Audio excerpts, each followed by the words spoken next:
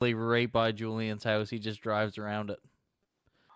They were giving out some like depredation permits to landowners also that had marshes and stuff. They could shoot them, and then they'd have to call and have the DNR come out and confiscate the bird. But they made a big splash. Yeah, no doubt. I never shot one, but I'd be in the next blind over the guy that had the permit, and I mean from 300-400 yards away, you could see the splash. Like that would be the ultimate long bird for your dog, eh? Yeah. He'd think the whole time, be like, I got to be almost there. I got to be almost there. But yeah. Have you ever shot one, Shawn? No, I have not. No, he said he didn't. I have not. I had a chance a couple times. Like you can get a permit out in North Dakota to do it, but I mean, by and large, most of the people that I know that do it, just find them on a pond and then go jump shoot them, and that just never really intrigued me. And more power to them. That's what they do. But yeah, I've applied a couple times out east, but not gotten. I'd like to shoot one decoy one time. That would be cool. Yeah, and it's like, is it not like Delaware, Maryland, that area? North Carolina, yeah, somewhere in that area, yeah. I like the pictures. I don't know. I'm not a big retrieving like. I'm not a big like. I just like to. Same with turkey hunting. I like to turkey hunt. I don't care about shooting a grand slam. None of that. More power to anybody that wants to do it. Waterfowl hunting, same way. I'm not I'm not the 41 or whatever they call it. Right. I'm just doing a limit of wood ducks here as I am doing anything. Yeah, I think at the end of the day, it's more about where you're doing it and who you're sharing where the and blind who. with. Probably who as much as anything. Yeah. Yeah, at this point, we've talked about that on here a fair amount, haven't we, boys? Yeah. About how we go through seasons, literally and figuratively, and later on in your waterfowl hunting life, it's more about the time you get to spend with the people that you enjoy being around, right? As you get older. Yeah. That is. I don't know if they see it go through stages and whatnot, but I still like to pile them up. Don't get me wrong. Oh, me too. Definitely. That's not the most important thing of a hunt, and nor should it be. And that's and if it's just a thrill of the pile, you're probably not going to be in the sport that long because that just gets old. You got to find something else to drive you and the desire, I guess. Yeah, and that's kind of what I meant by that is like you first start off, you crawl across the field of broken glass to shoot a goose. There you go. Yeah, it's kind of that big bull, little bull thing. Yeah. Yeah. Absolutely. Yeah. Let's walk down and shoot them all, right? Yeah, that's right. I was told that story a little differently, but we can apply that to goose hunting. Yeah. Yeah. Yeah, that's not. Yeah. Must be a different version up here in the Maritime. Yeah, I'd say, yeah. Right on. Well, we should officially start this, shouldn't we? Yeah, welcome, boys. Yeah, they have time on their hands up there anyway. That's right. Yeah. Something. Welcome, man. Good to be here. It's been a while. Good to have you back. Yeah, making her through the winter. Good to be here. So what winner? We got Wesley here. We got Matthew, Ryan, and Steven. And we got Shawn. Shawn Stahl. Shawn the Swan Stahl on the phone. Shawn Stahl. Shawn Stahl. Yeah, we just had a good talk about swatting swans. What's going on anyway, Shawn? What's going on down there today? What are you up to? Trying to do a little days? edit. What's that? What are you up to these days? These days, trying to get by to the next season, I guess, is about the way to look at it. Yep. And we got a fall sense of that waterfowl season's over here at home. I guess I could go chase some snow geese, but I've really got fishing on my brain. I got MOTV on right here watching Mark Zona catch some smallmouth. So I'm kind of switching over to fishing and turkey hunting right now. Yeah, I see you got the boat all cleaned out and swapped over for fishing season.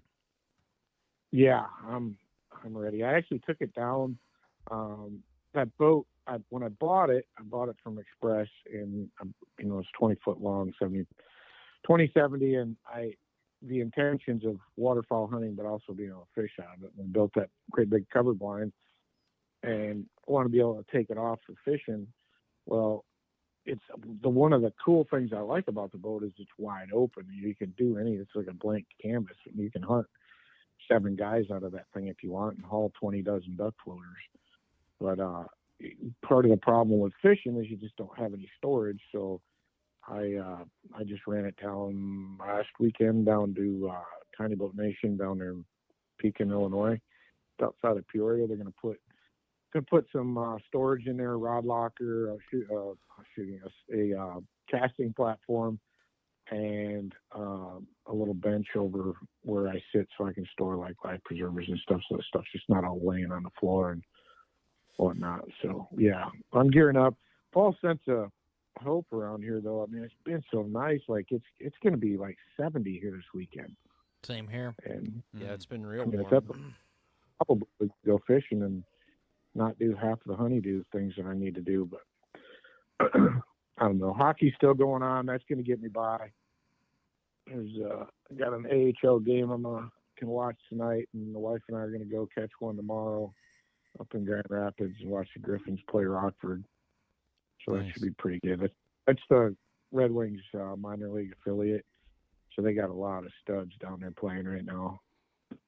We're headed to Boston to watch the Bruins play next weekend. No, I'm sorry. I know. It's the closest.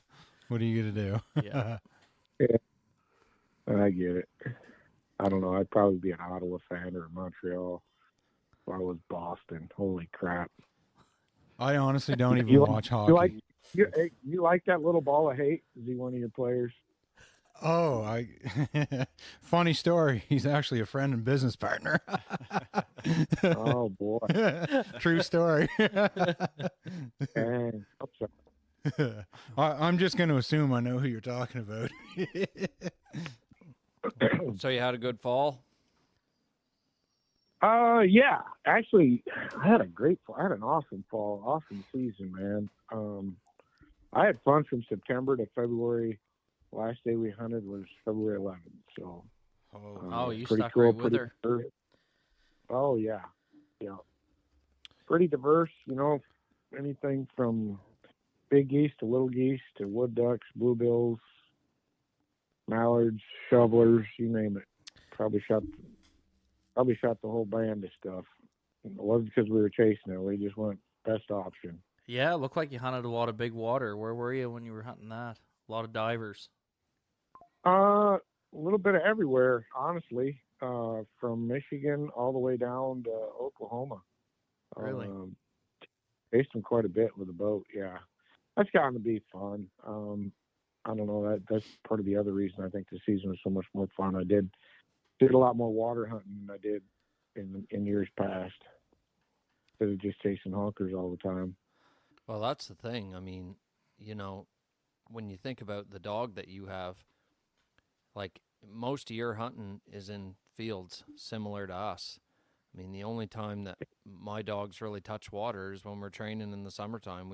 I don't know if they picked a bird up out of the water this year, to be completely honest. So he's probably enjoying that, getting a chance to swim a little bit. He might, but at 11, he'd probably be like, "Oh, come on, man, can't you still want to do this?" But no, I mean, he's pretty easy. He's good, pretty much any situation you put him in, he's pretty well about the same. He's probably not the best at any one game, but he's pretty good at a lot of them.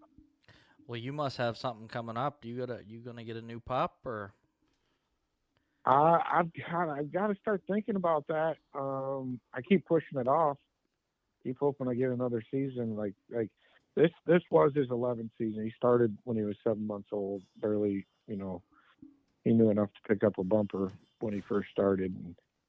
And this, like I said, this was his 11th season. And I think we'll be able to get one more out of him. Unlimited. I say that we hunted him pretty much every day we hunted. Yeah, well, he doesn't comes look with 11, it. that's for sure. Yeah, I didn't ever guess No, he that. doesn't act like it either, but that stuff goes fast. So, Yeah. but hopefully, between Phil's dog Hank and a couple other ones, we can mix it up a little bit and give him some time off and, make sure he gets a good rest and whatnot. But yeah, it's going to be hard. It's going to be difficult starting over with a young dog. But I'm thinking about getting a started dog or like a field trial washout or something like that. Is kind of the direction I'm thinking. I've waited too long really to probably start a puppy, especially with the age of the rest of the dogs in our group too. Yep. Definitely. So what's day one for? When is what's your first day of the season? Because you said you hunted until February 11th. When do you start? Yeah, September 1st is usually when I start. Okay. You can start out in North Dakota like October 15th, I think, but I'm still usually working shows. I'm usually at game fair during that time frame, and to be honest with you, I would rather start about October 15th so I could keep fishing until then. But yeah, September 1st is when we usually start. Jeez, that's a long season. I don't get super serious about it on the first just because my allergies are so bad with ragweed at that time that it gets pretty rough. You still want to get out and get after them a little bit. Yeah, definitely. When do you go to Manitoba? If we go, it's usually towards the end of September, but I mean, that's getting harder. They got the draw system now, so you're not guaranteed you can go anymore. This hunting's getting harder and harder anywhere you want to go, man. It's either getting overcrowded or you're getting pushed out for money. Starting to get to be an elite, kind of an elitist sport. Yeah, unfortunately. Yeah, you take all these YouTube channels and stuff that promote that do it yourself hunting and all that stuff. It's all a good thing, but it's got repercussions. They're seeing that with whitetails and elk and everything. A lot of do it yourself hunters and. And on top of that is just we're faced with less and less habitat every year to be able to go out and do it. It's like my neighbor. They sold their property and a big corporate farm bought them, and trees don't make them any money, so they're bulldozing down the woods. And that's what held the turkeys around here for us to hunt. So it's just every year you're faced with stuff like that. It doesn't seem like they're building more habitat; they're just taking it away, putting tile on the ground.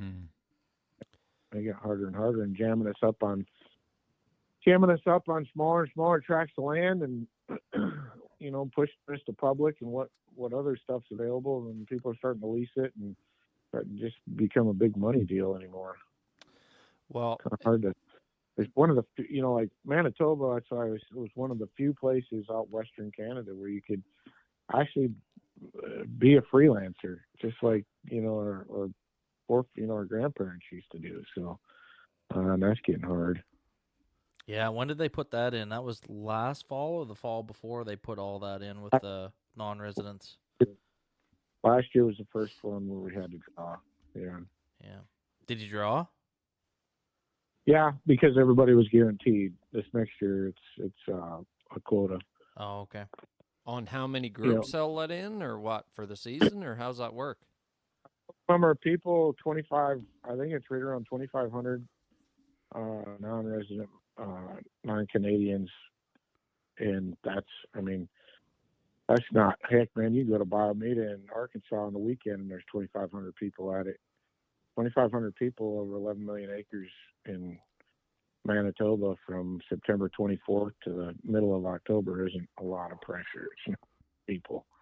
No, it's not. Especially when you figure, 2,500 people. I don't have a calculator, but what's the average group size of guys chasing Canada geese? 5, 6, 7? Yeah, 5 to 7, 5 to 8. Yeah. Divide that 2,500 by 7, and then spread that out over 11 million acres. It's not very many groups. In a month, over a month period. Yeah, it's not very many groups. Granted, there's some areas that are better than others and probably have more concentration, but golly jeepers, you can find a place somewhere to go. It makes you Not wonder being- how they come to make these decisions. The outfitters up there, I think. Yeah, I like think it push was. on. I think it was the outfitters. It's probably all financial. Yeah. Oh, definitely. Yeah. Yeah. I think that somebody probably felt like they were losing out, Yeah. and then lobbied the government. Yeah. And I'm surprised, though, in a way, sort of that got pushed through. Bada boom, bada bing, hit the nail on the head. They're, they have a formalized group, and they went to the government right after COVID, figured out that, hey man, we could have a lot of land here and not a lot of pressure on people if we just, put some of these in place. And yeah. So, and there again, it's, we've talked about it before, it's death by a thousand nails. And it's just, our own greed is taking over and ruining the sport. Instead of making rules that are good for everybody and roll the ball out and let everybody play, we got to make rules that are good for thee and not for me. Yeah. Mm. Well, it makes it tough, especially where you've been going there for years. Oh yeah, especially we got a house up there and Yeah, everything, that's so, right. It's not like you go up there and stay in a motel. No, but I mean, some places we do around the country, but yeah. Well, you guys are kind of quiet tonight for a Friday night. Not even sipping any adult beverages or what? Oh no, I'm down 2 Yeah. pops already. Oh, they're I've into, got a beer as well. into the barley sandwiches. Absolutely. Big time. Yeah. Oh yeah. What about you? What do you got on the go? I'm not doing much yet. It's still early here. I just got done working. Oh, Just got done What working. time is it? What are you doing? Editing? I've been, yes. Okay, Yeah. so you would do all of that for your stuff that you film in the fall? Not all of it. A couple of outfitters that we've done some stuff with, making some clips and whatnot for them, organizing stuff up for the TV show. We've got an actual editor that does our show now. So do you still do any like freelance videography or anything like that? Not much now. Yeah. Not since Jimbo left and took the job at Drake. Now I'm on the road a little bit more, so it's kind of taken away some of them free weekends that I'd have to do some of that freelance stuff. So Yeah. unfortunately, but Right on. Yeah. Well, that's good though in a way. I guess maybe you'd rather be home, but get to experience a little bit more shooting. yeah, a little bit more of what's out there to offer. I know it's cool to get around and hunt different places, man. We've talked about this before, just some of the cool stuff, and I think it makes you a better hunter too. Oh, Just absolutely. getting out there. You hunt the same duck blind every day. Well, you get pretty good at that duck blind, but it doesn't give you a whole lot of skills when you go other places around the country. And I don't know. One thing I've learned is that just because I get to hunt a lot of places, it doesn't mean I know when I come to your place that I got all the right answers. You know what I mean? That's everybody thinks, oh, so-and-so's coming. Yeah, we're gonna shoot them up. Well, why do you say that? Oh, they've been so tough. Well, what makes you think I'm going to do it any different than you are?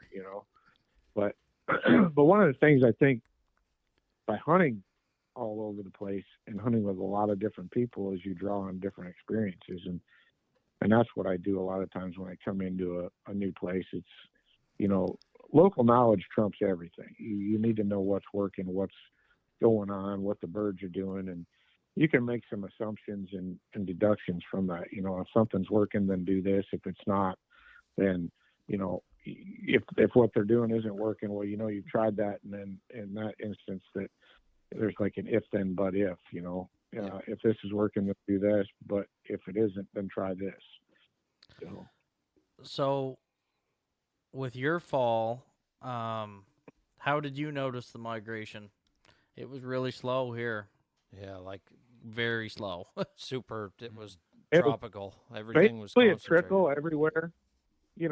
That's why I hear a lot of, towards January and, December, January, people down south, there's no ducks, they're paper ducks, DU's lying to us, deltas, da-da-da-da-da. No, they weren't lying. I mean, they knew there were less ducks, from the May pond counts and the breeding population. but it was the weather, man. It was just 100% the weather. It's that warm. It's just an abnormal couple of years, and whether it's the way it's going to be from now on, or if it's just a cycle, I tend to believe it's probably more of a cycle. And we're due for some real winters, but we haven't had a real winter in the last couple of years. No, we Yeah, haven't. it's been the same when up you're here. when you're talking, well, it's the same all the way across from Eastern Canada, Western Canada, all the way down here. When you're talking to guys around Christmas time that are shooting 8-10 man limits of greenheads up in Alberta. Yeah. Yeah, that's right. I mean, come on, man. That's not right. Like, it should not be that way. And people are, and I got other people telling me in Saskatchewan, like up till almost Christmas time, they were ducks and geese scattered all the way to the tree line. And, people in all their areas are going, well, everybody down south are saying, they're still up in the Dakotas, and the Dakotas are saying, well, there's not that many here. Well, when you add up, it doesn't take much when you have 3, 4, 5,000 birds in one area and 3, 4,000 birds and and do that all the way from Louisiana all the way to the tree line in Saskatchewan. It doesn't take a lot of those, 1 to 4,000 bird little pockets to add up to the Your exact population. Number of Yeah, you're talking millions. We had nothing to concentrate them all fall. We had one little shot early, and you thought, oh boy, man, we're gonna have a winter. We're gonna have a winter. Well, we've had that same deal the past couple of years. Excuse me. And it gives you that first shot, and then you kind of get those early ducks, and then you're just sitting there and you're stagnant. Same with the geese. And as much as people were upset and looking for ducks, heck, man, we were looking for geese too. Like, we had what we had, but we weren't getting any new ones. Yeah, they were all that was doing the same thing. Yeah, Same thing here. And I mean, I talked to Rob. What's that? Sorry, I was going to say, we talked to Rob Capose. He's one of the biologists here a couple of years ago, and I said, and that year it was fairly cold, and I said, we've had warm falls and winters in the past, and I said, do you think that waterfowl would still, like, if it stayed 15 degrees and it was warmer out all fall, no snow, I'm like, do you think if they had feed here that they would leave? And he's like, I think a percentage of them would. I think if you had like young and old birds going early, I think they would. He's like, but I can't really confirm or deny that they would move if they had food and water. Like he said, the whole premise is for them to only go as far as they have to.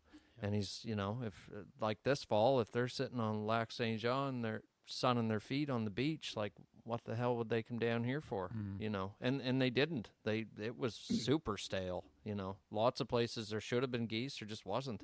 Yeah, I think it's like he said, though. He said, I think some do, because, I mean, even in September, they're flocking up and starting to fly south, some of them.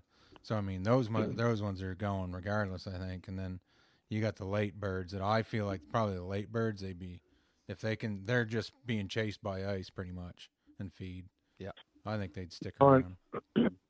I think a missed component, people think, well, it's food and water, access to it, and, ice and snow and whatnot. Yeah, that does have an effect on it. But any more, there's another component, and that's pressure. Yeah. That adds it. And they've learned, like the geese have learned, I know through the Midwest, that they used to take off and migrate. I mean, let's just take Canada geese, for instance. 25, 30 years ago, they used to come off in the Midwest. They'd come off of Hudson Bay. They'd migrate pretty much close to nonstop off Hudson Bay, and the majority of them would hit Horicon Marsh, and then they'd stage there for a little while. There'd be 500,000 birds there at any given time, and then they'd pick up from there and then hit southern Illinois, and that's where they spent the winter until spring and went back up. They don't do that anymore.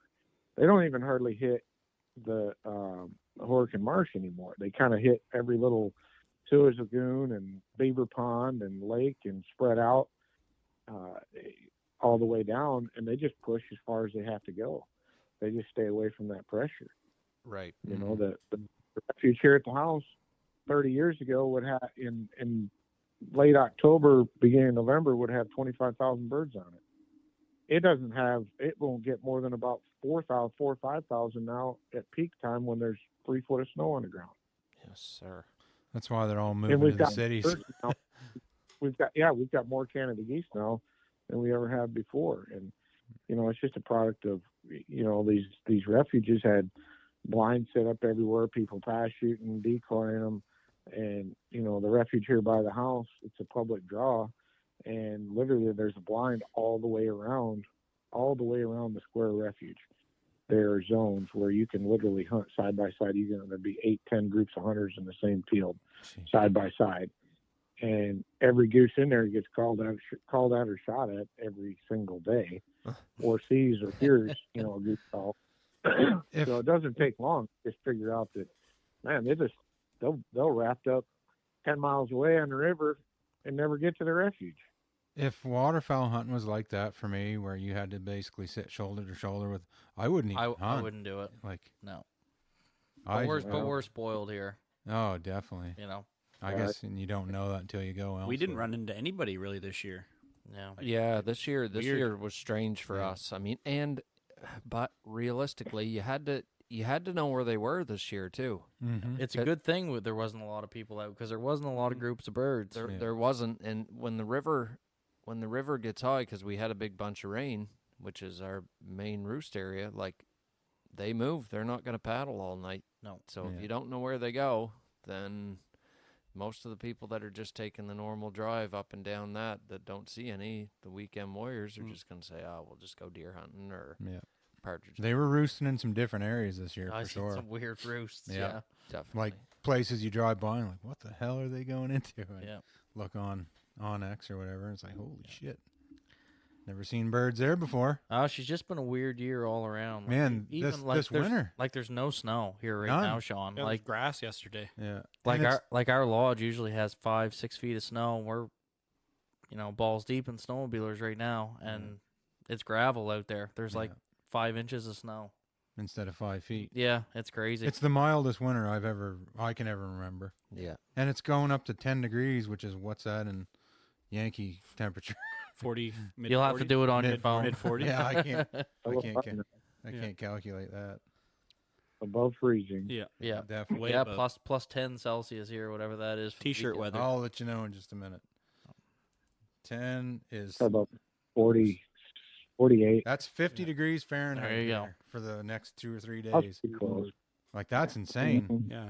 It should be minus 20. Yeah. Well, it was the other Yeah. night. It went from like 10 degrees all the way down to minus 30. Yeah. That's what it should be this time of year. Well, even last night it was minus 17 or 18. Yeah. Yeah. That's global warming didn't take into account all the hot air you blow, right? Yeah. I've been blowing her out tonight. Both ends. Both ends. One end a lot more active than the other. Got a lot of pressure built up. need to A release. little too much bean dip, was it? Oh, definitely. Yeah. Too much moose meat. Sean, do you judge any field trials or SRS events or I anything? actually am.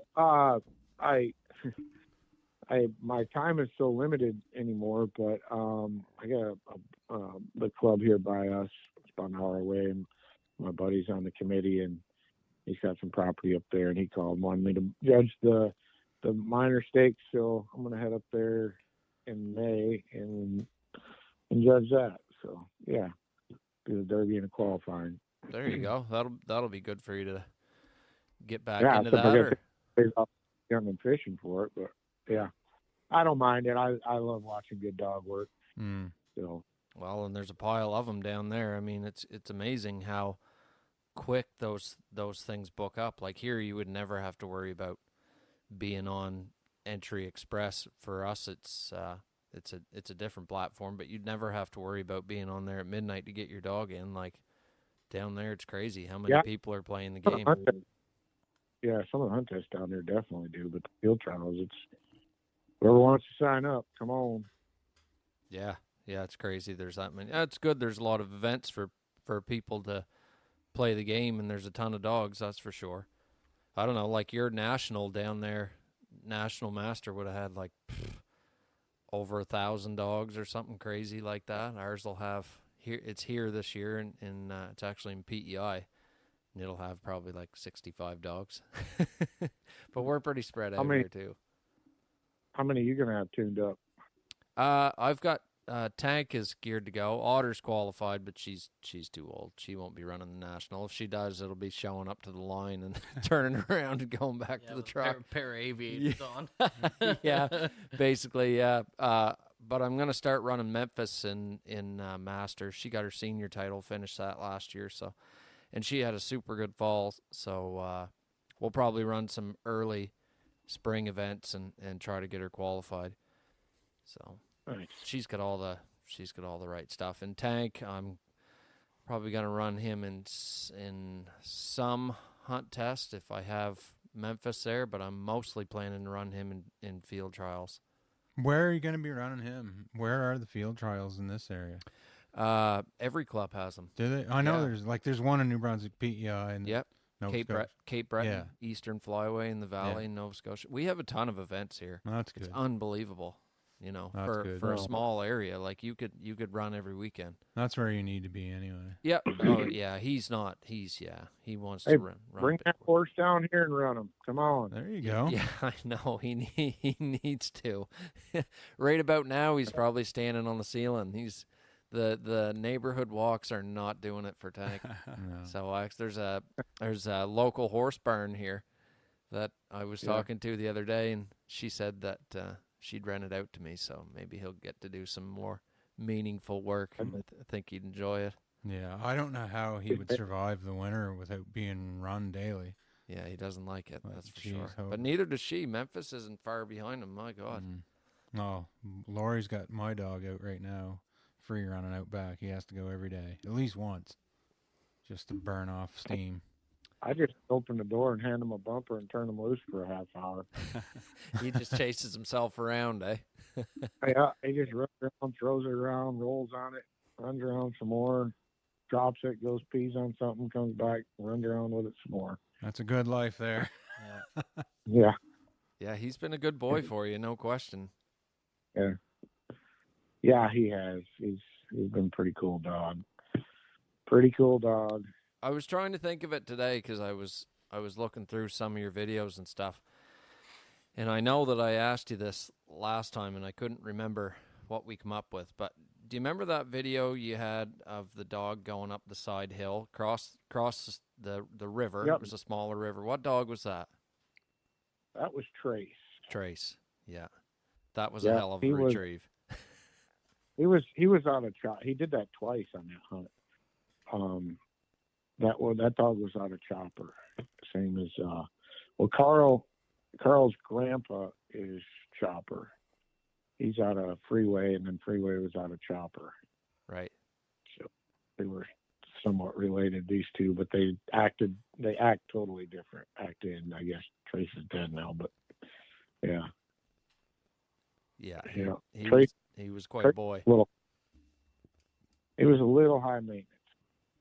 Was he like just a super high dog, you mean?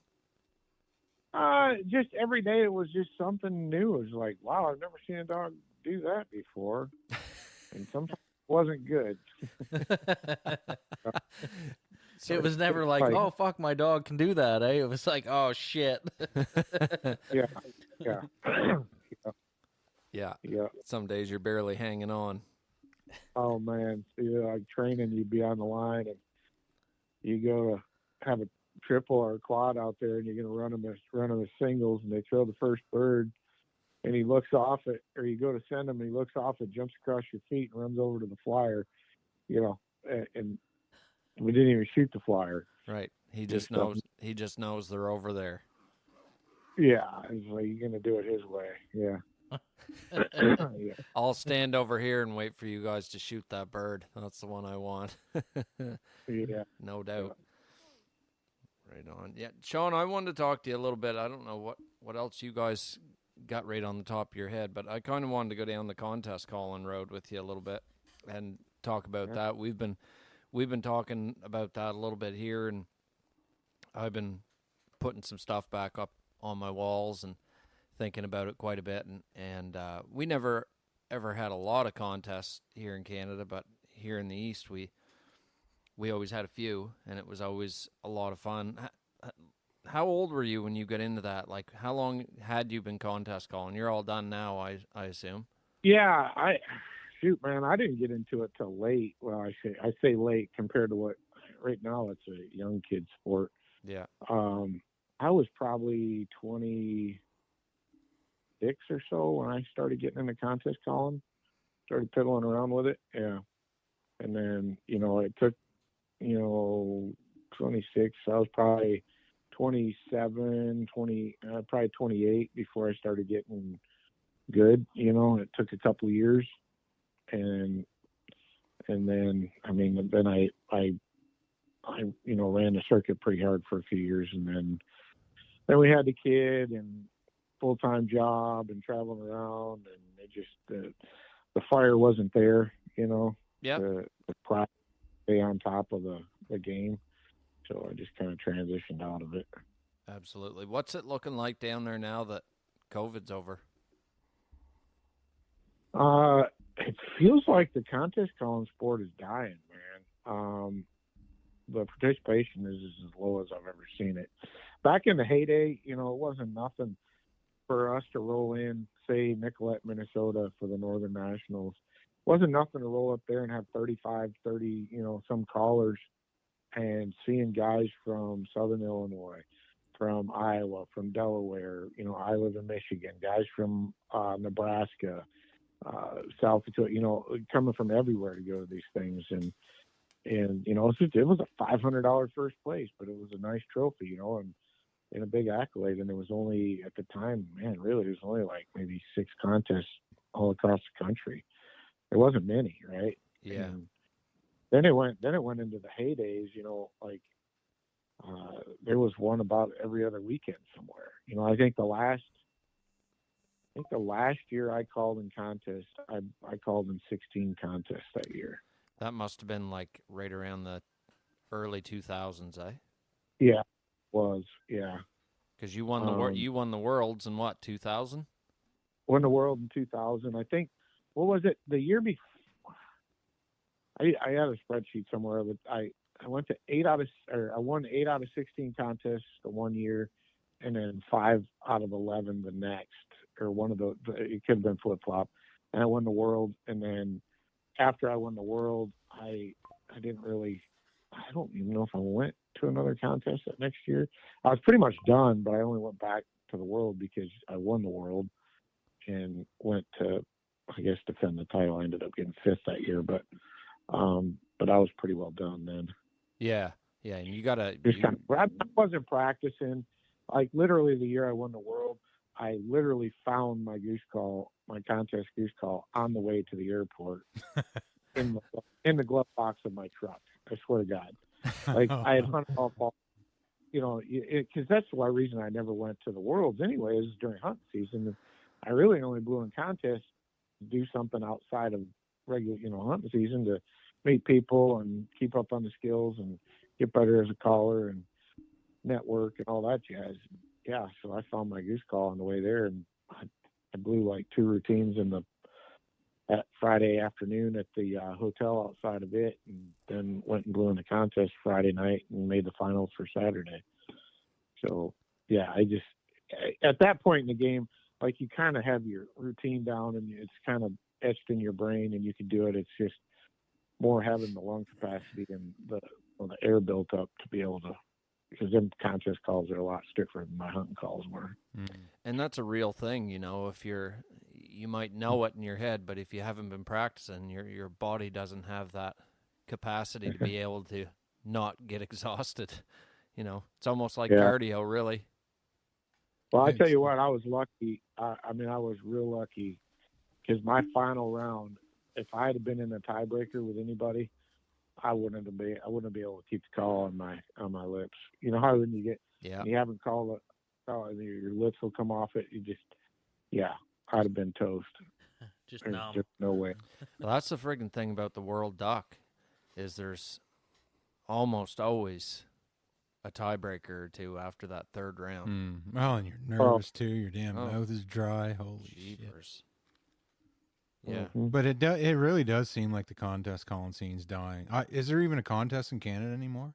No. There was I'll a tell you little one in Ontario at some sportsman show, but it's nothing.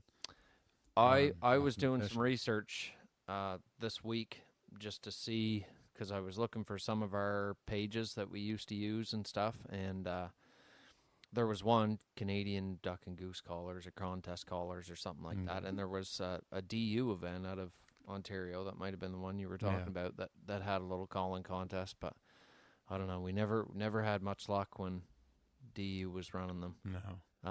Why do you think it's losing luster? I mean, I got my gut feelings, but I'd like to hear. Good question. I think that when we were doing them here pre-COVID, there was quite a few guys that were interested in it. We would have what would we have? Probably 20 people show up. And I mean for here, that's pretty damn good. That's pretty good, and that was just Maritimers. Like there wasn't anybody traveling from any place else in Canada. We had some guys come from Ontario. That was about it. Ontario East is. We've never had anybody farther than that, and I don't know. There might be some guys out west, but out west you don't even need to call anyway. They got the birds. I don't really know, Sean. I've been thinking about that too. What do you boys think? I think around here, I mean, I can't speak for the U.S. because I've never been to a contest there. I think around here, I think a lot of people there's not any young people getting into hunting hardly to begin with now, let alone contest calling. I think a lot of it was the same people winning every time, and some people just didn't want to put in the work to compete. Like for me, I enjoyed it, but it was not something that I'm going to spend an hour a day practicing or whatever to get good enough to compete with you or whoever. And I think people just lost interest that way. They didn't stand a chance of winning, and they didn't want to put the work into to win. Right. Around here. But here too, there was nothing to win. There was a title. But money. I'm talking money wise or anything. Oh yeah. There was a title, but we did our contest different. Did we not draw for prizes? We drew for prizes. We would get all the prizes. But whoever won the duck got to go to Arkansas. But there was not generally any money. But we kind of did it like that. Like we would do like free entry a lot of times, or like a one-time fee of I don't know, like $20. $20, and then you call them whatever you wanted. Like it was. You know, it was cheap just to get everybody to kind of play along, and any of the stuff that we got sponsor-wise, we would just, with the exception of like that year that Benelli sponsored, there was some stuff there that was like, we're going to give a gun and we want it to But we had to do that or no one would have competed. Does it seem like some of the prestige of having a title is gone? Like it doesn't mean anything anymore? Like it doesn't seem to carry as much weight, that's for sure. Yeah. And you know, I think you hit the nail on the head too. Like we're not getting the youth in. We're not getting turnover. You know, our contest callers are getting older, getting out of it. Yeah. You don't have the turnover. I think this next generation lacks any competitiveness too. Like they don't want that fear of losing and being felt, you know, a feeling of being inferior. So they're just not going to play, you know, or they're going to, you know, just post pictures on the internet and try to gain notoriety that way, I guess. I don't know. And man, it gets damn expensive anymore. And that's another thing. The cost of everything, travel, hotels, food. Mm-hmm. Yeah, it's expensive. I mean, you know, if it's limited on a budget, like I'm going hunting. You know, like the contest and hanging out with people is awesome. It's fun. But man, if you're on a limited budget, I'm going hunting. Yeah. And that's the thing. Most guys, I think, are blue collar, right? They don't make big money. And if they don't really realistically stand a chance of winning and they're going for the fun of it, well, then they're going to save their money to hunt or do other things that are more important to them. Well, some of those contests down there, when you think about, you know, because I'm sure that anybody that was going to have a contest really put a lot of thought into it, and they thought, okay, how are we going to get people here to compete? And I think that Rogers, for one, I think they paid, it was like a $10,000 contest, was it not? You guys can correct me, Sean. It was a big first place. It was paid all the way to like 6th or 7th place was getting $500. And I remember when we did the podcast with Joe Hines, who obviously travels around and does a lot. He's like, man, sometimes it's not about the money for me. He's like, if the contest has a cool trophy, like, that's kind of worth traveling for, you know, depending on how much it's going to cost me to get there. Which, I mean, we always had cool ass trophies. Oh yeah, we had those nice plaques and stuff down. I went just for the fun of I always the liked whole the thing. trophy more. Yeah, the trophy always meant more to me than the money. Yeah. The trophy and the title. Like I got a cool one. Most of my trophies I don't have in display in my basement anymore, but I have a couple, and one of them is it's a giant Pattern Master choke tube made out of wood. Well, that's cool. And that was one that I wanted. They're all in your living room now. Yeah, they've been moved from the basement to the living room. Yeah. But that's a real thing. I mean, you know, we had that conversation the other day, didn't we, Ryan, about trophies. Our national trophies for the Open Goose and the Open Duck are a big, like, it's probably 2 feet wide, stainless steel maple leaf. And it's on a big bird's eye maple base. It's like, it would be as big as one of the World Duck trophies. And those ones are annuals, but we've had some cool trophies up here over the years. But yeah, I don't know. It seemed to me like you can always blame it on COVID, but it was before that. And I think you're right. I think there's probably a little bit of a fear of losing. Well, I mean, let's be real here. The young bucks coming up nowadays are pansies. They don't want to go get their ass handed to them. Yeah. Most of them, not all of them, obviously. There's still a few, but I mean, I think there's just a bunch of little things that add up to. I don't see the sport, or I don't see contest calling ever being what it was. I think the heydays are bygone. With the when do you think the absolute peak of it was? Like how many years ago? I would say, I mean, honestly, I think it peaked somewhere around 2000. I was going to say the same, because when you think about it, one of the things that with any club or anything where people had to gather to kind of see each other, or, you know, when we weren't connected as much, right around that time, around 2000, early 2000s and whatnot, like, social media wasn't as prevalent and prominent as it is now. People just don't really feel a need to belong or go and see. Like, when we went to those contests, it was, you know, I haven't seen, and even still, like, if you have, it was like a class the other weekend is what it was. Oh yeah, it's a good time. Yeah, that's what I went for. It was, and I would still enjoy doing that, but I certainly think the younger generation definitely doesn't feel that need to belong or need to go.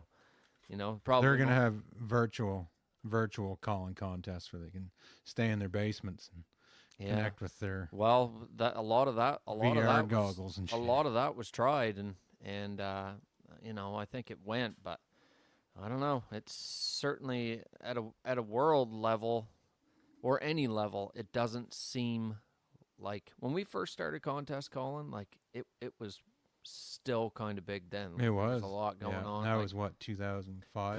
Callandducks.com was on there. Like, I tried to look that up today, and it's not even a site anymore. Exist. No. So that's definitely a sure sign. You know, had everybody's stats, and I think you're right. Like, used to, you know, if you were sort of like an Avery Pro staff and you had won some contests, were kind of the way to make your way in the waterfowl industry, or one of the bigger ones for sure. Yeah, that's for sure. No, times have changed a lot, really. What about waterfowl shows and like just trade shows and stuff? Are they still popular down there, or are they losing steam? Some of them are doing really well. The NWTF we just were at down in Nashville, you know, it's a turkey one, but there's a pile of waterfowl companies there. I mean, a lot of them. I guess any of the who's are really set up there, and they just set a record attendance. There were 72,000 people went through there in 3 days. Oh. So that's big. And then the Delta Waterfowl Festival down in Little Rock last year was, I don't know the exact attendance numbers, but judging by our call sales, was pretty well attended. And now this year it's going to be in Baton Rouge and Louisiana, and it should be another record breaker there. And Game Fair out in Minnesota's big. The ones that are still going are still pretty popular. Yeah. When is that Delta Waterfowl one in Baton Rouge? When's that, Shawn? July 26th, 7th, 8th, maybe. Something like that. Inukshuk was there last year. That'd be fun to go to, but my lord, it'd be hot as hell down there in July. Holy frick. Yeah, it would be. Yeah, and then make a little quick trip down to New Orleans for a little time on Bourbon Street. Hell yeah. Yep. That's Mardi Gras, isn't it? That's where it is. I don't know what time of year it is, though. Yeah. So, but it's a party down on Bourbon Street any day. So yeah, true that. That'd be wild to see at least once. Yeah, any of those bigger shows, like when that one that Delta puts on, from what I hear, that's super popular. They're doing it in the right spot. When they did it in Stuttgart, there, like that or Little Rock, that was a good spot to do it, obviously. So, well, they're probably getting more popular because some of the smaller shows don't happen anymore, and there's still a lot of guys our age that enjoy going and would like to go to a sportsman show. I'd love to. Didn't they just get a sportsman show going in Ontario this year? First year? The Toronto. That's been going. Oh, that's been going. It has been. It seemed like they made a bigger deal out of it this year, though. Yeah. I actually seen it places and advertised. Well, they're trying to push it, but the thing about those big ones like that is the booth space is so much. It's expensive, so much man. money, Right. Like it's Oh, are you kidding me?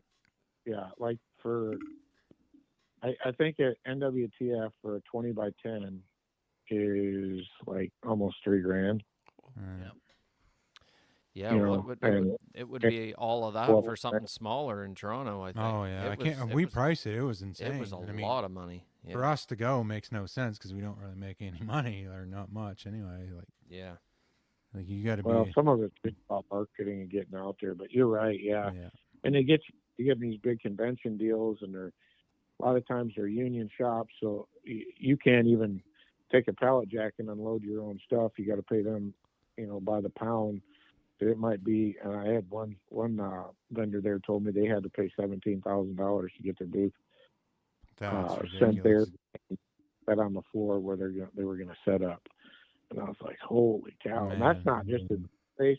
That's not their hotels. Like the hotels. Like, man, we probably had $4,000 wrapped up in hotel rooms. Man, $17,000. I'd have packed my shit and went home. Frig that. Oh. But I mean, if you're a player, you got to play. Oh yeah, I mean those big shows like that, like when you're going NWTF, like you're going to see a lot of people. Like if you get a do the math, 72,000 people you're going to get in front of, and you need to make them. And if you don't, then your competitors are. Yeah, man, you got to be a big player though to throw down $25,000 for a show. So, are you traveling any of this stuff with Tangle Free? No, for Rich and Tone, I do. Just Rich and Tone, eh? Yep. I'll be at all three of those. Rogers has a pretty cool event. We'll have a booth down there, so I'll be at that one. When's that one?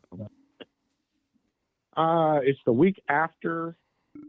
It will be the week after Delta, and then the week after that, 2 weeks after that is Game Fair. So from July 20, whatever that is, I won't have a free weekend for probably the rest of the fall. Yeah, see that any of those times, any of those ones are hard for me to. Anything that's this time of year, like this first quarter of the year, I've got way more availability. Like I would have loved to go into that one in Little Rock or wherever it is. I mean, it's in Louisiana this year, but that'd be a cool show to go to. When I saw the stuff that was there last year, I was like, holy shit, that'd be fun to go to that. Man, I'm telling you, if there's anyone to go to, it's the one in Nashville at NWTF. Yeah. It's take your wife or your girlfriend or whatever. There's just so much.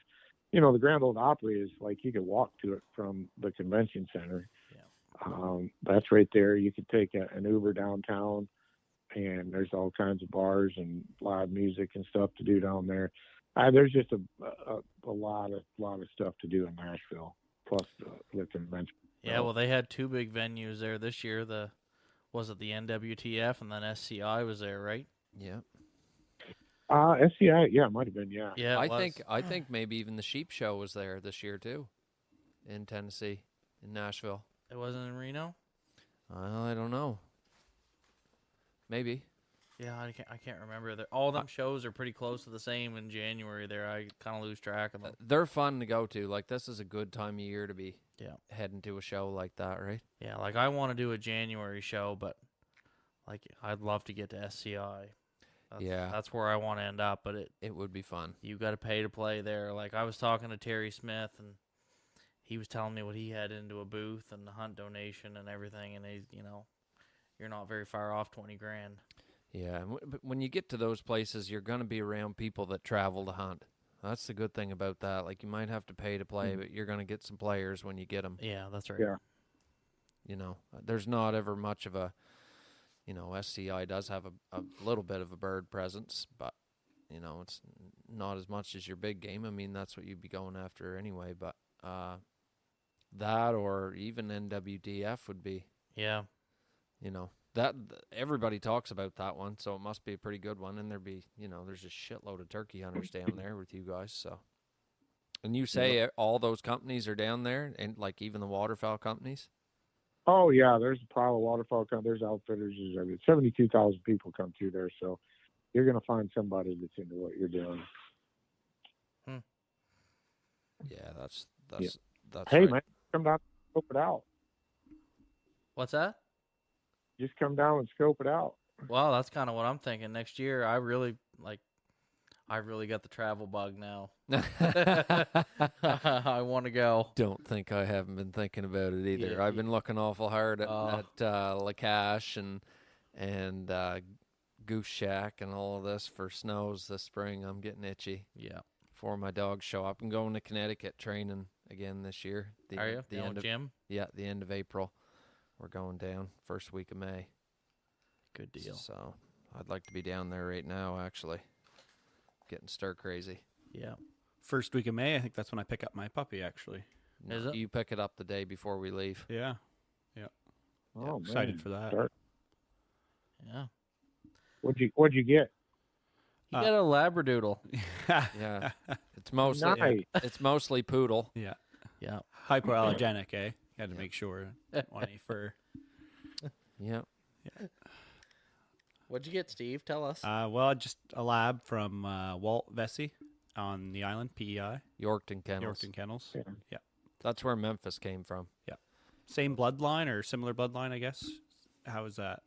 Same father. Same father, yeah. Yeah, trooper. Yeah. Super trooper. That'll be a real good litter. Yeah. There's some good ones hitting the ground up here. Actually, there's a few puppies on the ground right now that Dan DeVos has that I think he's looking to sell that people are fostering for him down this way. They're pretty decorated dogs. Surprised he hasn't sold them, but that whole industry has kind of slowed down. Through COVID, everybody was buying dogs. You couldn't keep a dog, but now I think it's kind of slowed down a little bit. The puppy's hard to sell right now. That's what they're saying, yeah. Well, at the price now, too, just in the last few years. Well, COVID made them go up, Yeah, big time. and now everyone's trying to stay there. Yeah. That's the thing. But if you can sell $120,000 and $130,000 vehicles around here at $2,500 or $3,000 puppies, Yeah. shouldn't be an Oh, issue. shit, we were talking about that today. Anything new that you can talk about, Shawn, that you're building? You like to build things. Man, Shawn's a Right fucking now, engineer. Do you know that? He's a cabinet engineer. He's a fucking. He's a furniture He engineer. could build you the best porno couch you've ever seen in your life. Yes. That's what he sir. used to do, eh? Yeah. Fuck. Yeah. yeah, plastic wrap it.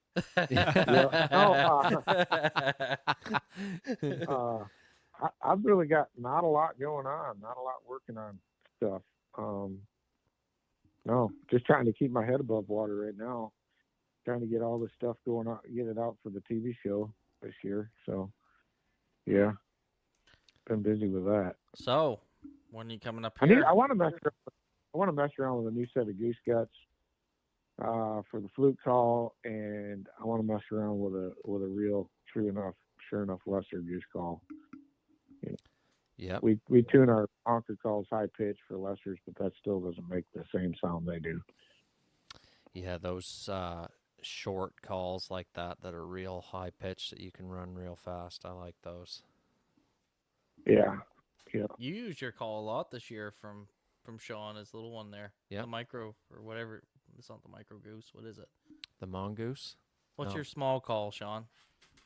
L train. The L train. There, Yeah. that one. The L train. Yeah. Yeah, I like that. Ooh.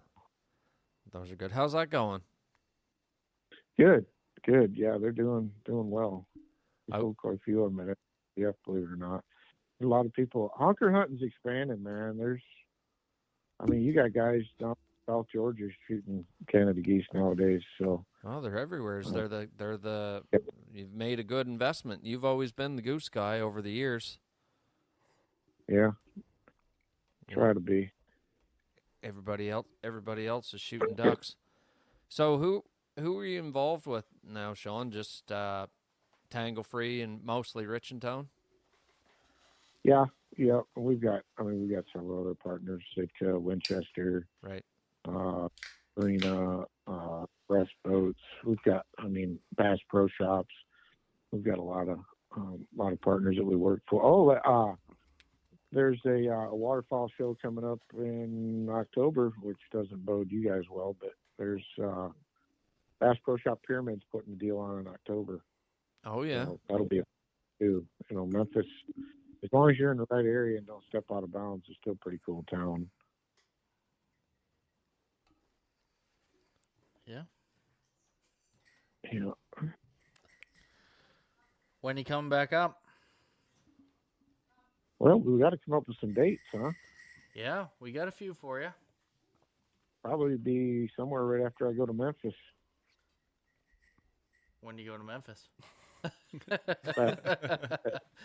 Mid-October, like 16th, 17th, somewhere in there. Yeah, well, that's what we were thinking. We figured we'd try to get you here like mid-October would be ideal. Yeah. Hey, man, we're just glad to be there. We don't have to be at the peak times. That's what I tell everybody. I'd rather hunt less birds and less pressure than more birds and more pressure. Come in November then. Stay till Christmas. Yeah, if you did, came from yeah. November to December, that'd be an ideal. Yeah. Actually, this year, I'd tell you what, I'd want to be there when the colors are on. That would be pretty cool. Yeah, There'd be some sights. Yeah, Like, mid-October. that would wreck my colorblindness. Trying to find geese down in the valley below you, flying in colored trees. you get real good at hearing them. Yeah. Must be a thing with What? waterfowlers, fucking color blindness. Yeah. Yeah, it must I'm, be. And I'm colorblind Colorblind. too. What are you colorblind Yeah. for? What colors? All of pretty them? much every. Yeah.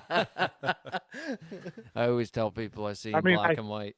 Not that I don't see color. I see color, but so many of them just blend together. Yeah.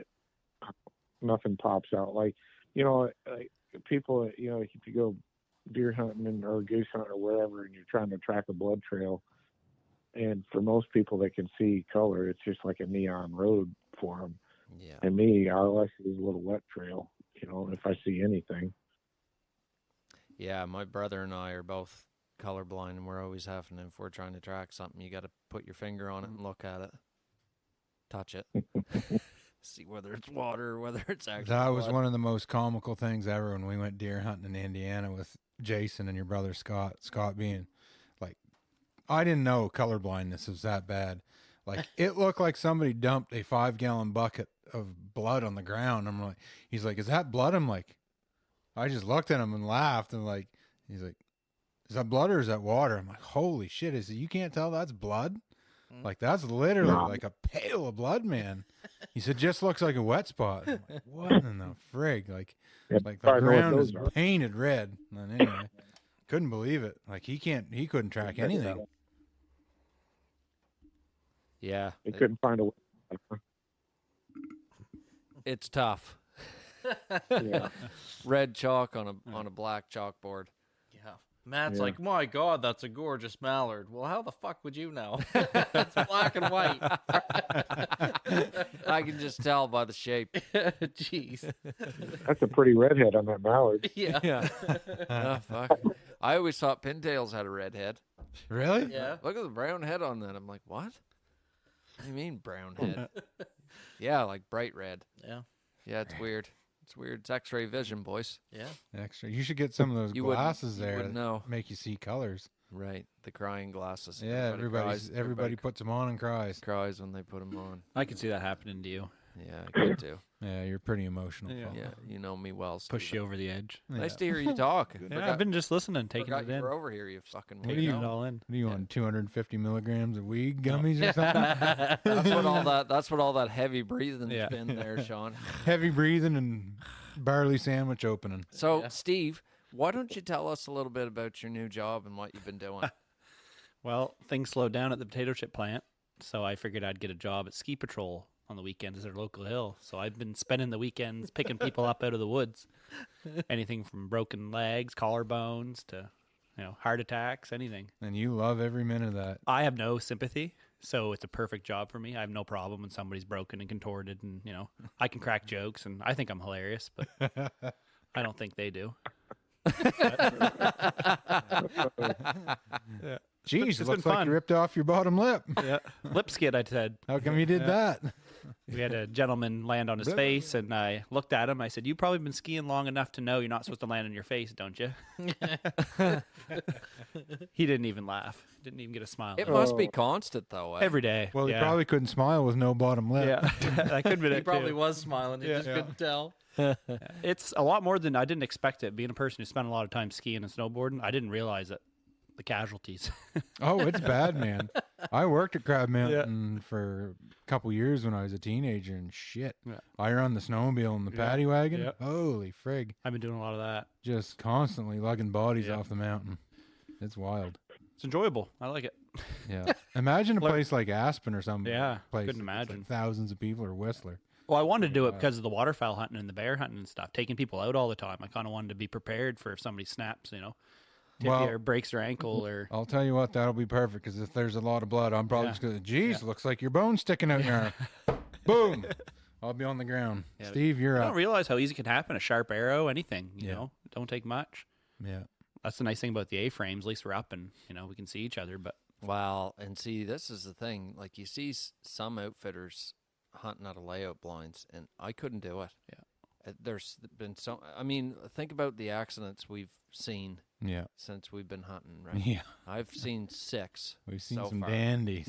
And nobody got hurt, thank God. But guys like shooting holes in the ground, and just putting their gun in the blind, like they're just the most.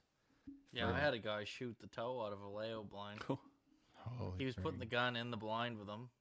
I was calling geese one time when they were coming in, and boom! This just the end of the blind went out. Shot the Oh, right out. frig. We've had someone in a layout shoot the ground right in front of them. I'm like, man, Just big bang and a humongous cloud of dust, and like, holy shit, what was that? Yeah. I don't know. And well, denied hopefully I'll be prepared if it happens. Anyways, it. Yeah. Oh, I'll be calling you in if Yeah. that happens. Yeah, it's been fun. I mean, so far so good. yeah. We'll hope we don't need you. Yeah. I mean, that brings up a good point, really. I mean, we've talked about this a little bit probably on every podcast, but it's hard to say what the next step is going to be other than going back as far as gear goes. Yeah, we've Can't- gone into pretty good detail about that. Movement on goose decoys. That's what we think overall. What do you think, Sean? What's the next innovation in waterfowl hunting, do you think? Or do you know? It's gotta be motion, man. Yeah.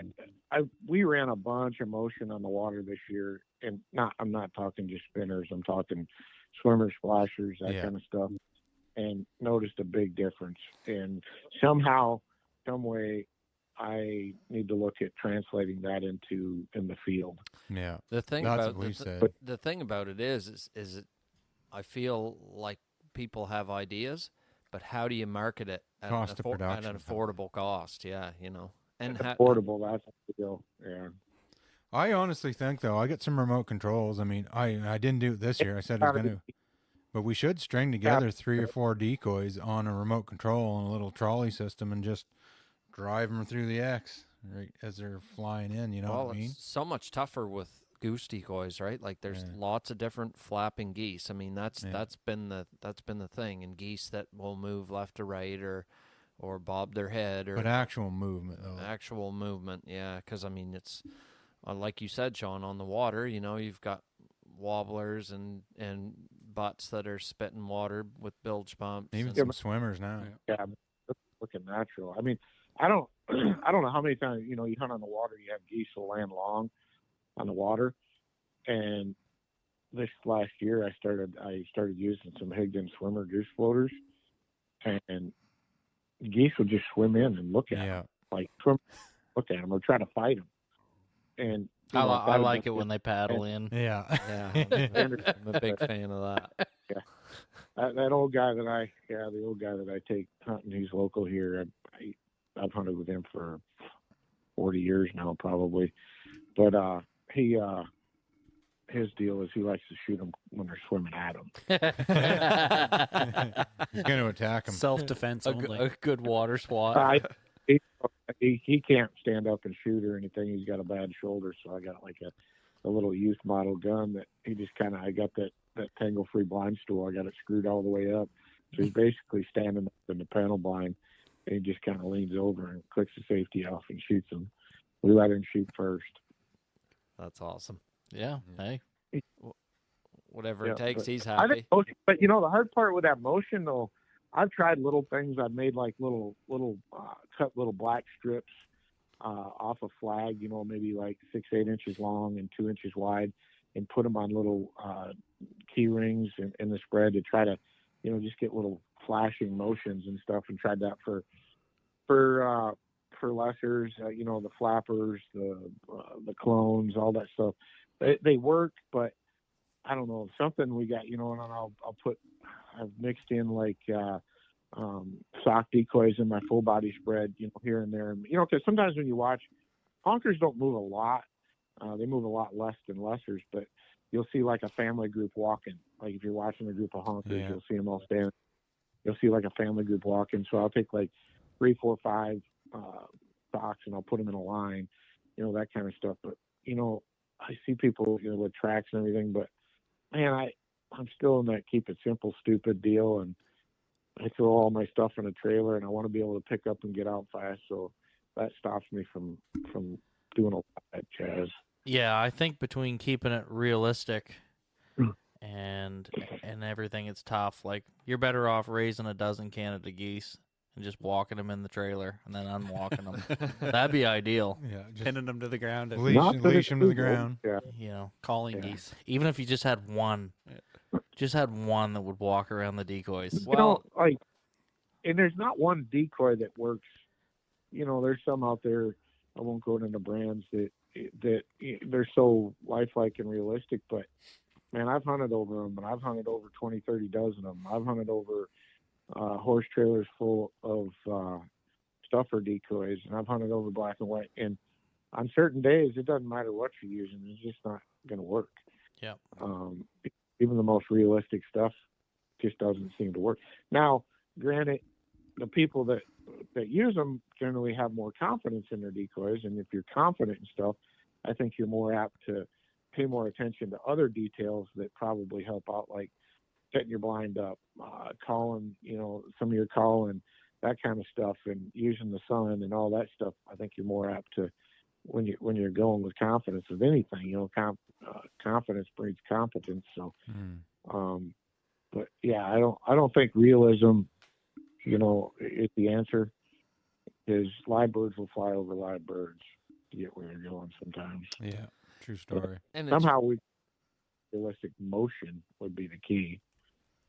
You remember those? You ever have any of those old foam goose heads that were on like that little spring steel that looked like a cork? You'd put it into the Put it in that put it in the Bigfoot head and go. Yeah, I had a few of them.